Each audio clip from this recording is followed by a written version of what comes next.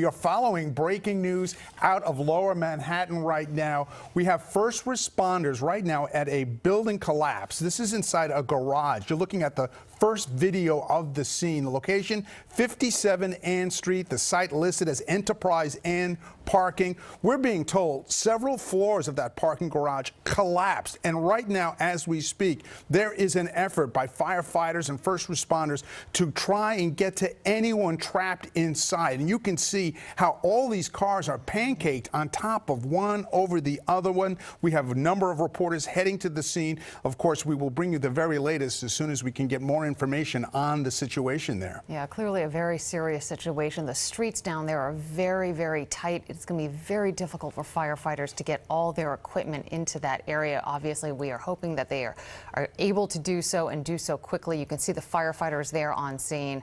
We do have several crews right now making their way to this scene to try to bring us some live reports and some updates on this breaking story.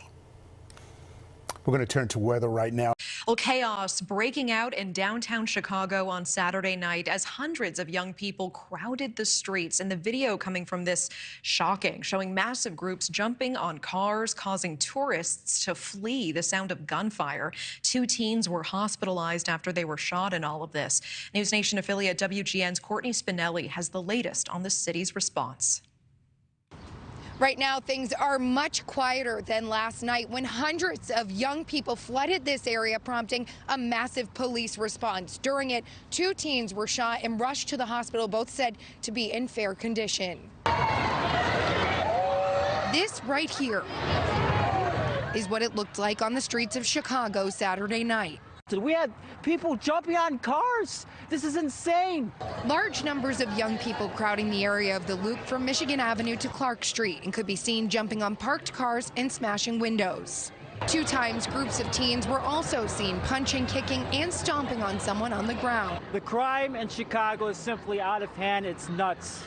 Community activists outraged and calling on city leaders to help address the crime. We need to give the Chicago Police Department the funding and the resources that they need to take care of this crime in our communities. As chaos unfolded Saturday night, it was enough to disrupt traffic and CTA service. Officers flooded the scene, attempting to control the crowds. There needs to be more respect for our police officers. There needs to be more law and order. The punks outside in the street, they don't care. They can do anything they want. In the midst of it all, shots were fired just after 9, leaving 2 teens injured. A 17-year-old boy was hit in the leg, and a 16-year-old boy was shot in the arm.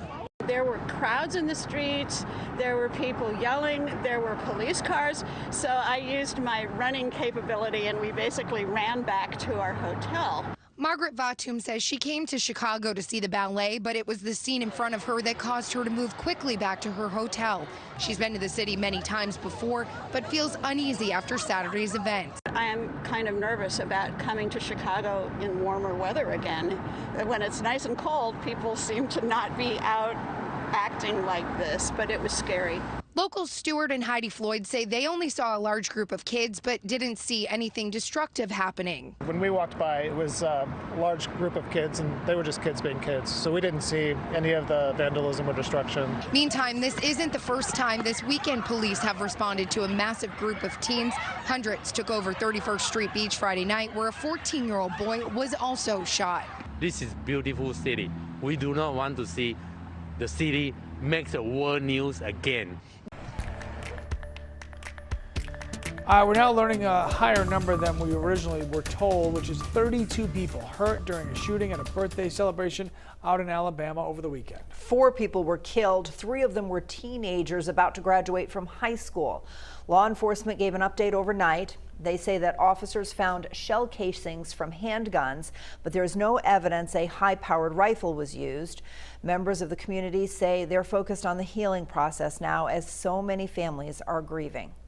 They're going to love each other, take care of each other, and they're going to be there. And, you know, the big thing is just time for some healing, and time. It'll take time to do that.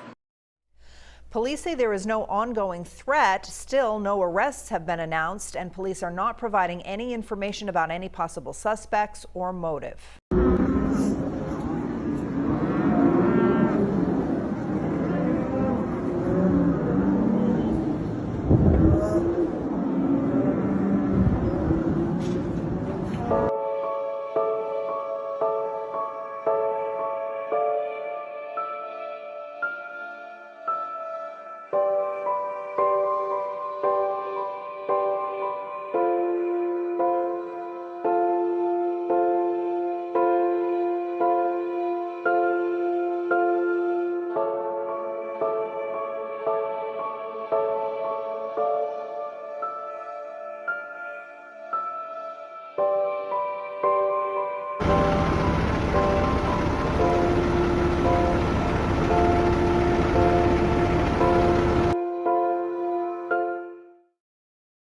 We begin tonight again in Somerset County, where a train derailed near the village of Rockwood yesterday morning. The derailment caused a fire and 3 crew members were injured in the incident. Our Sam Olsen was on scene there last night, and today she spoke with first responders and local residents as the community begins to clean up. The derailment happened about 3 miles east of where I'm standing. Right now I'm on Long Pond Road, and behind me you can see some of the trucks and equipment they're using to clean up the site. These are the sights and sounds of crews that have been working since yesterday afternoon to clean up the site where a train derailed Saturday morning. The train came up on a track washout, which led to a crash and fire involving the locomotives and 4 derailed lumber cars. Those lumber cars look like pretzels. I think the heat distorted them and they were all like really messed up. Russell Griffin lives in Jackman, and he and his friend decided to take to the sky Saturday morning to see the wreckage. What he recalls, black smoke going right up like a column.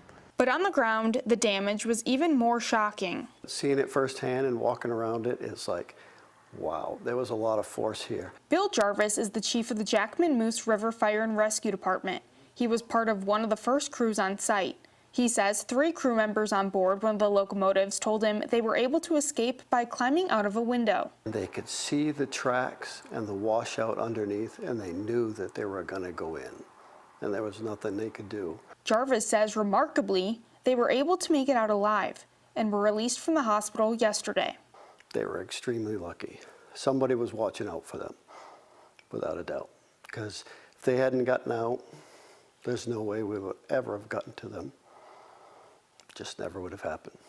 A CPKC spokesperson says 2 cars carrying hazardous materials like ethanol derailed, but they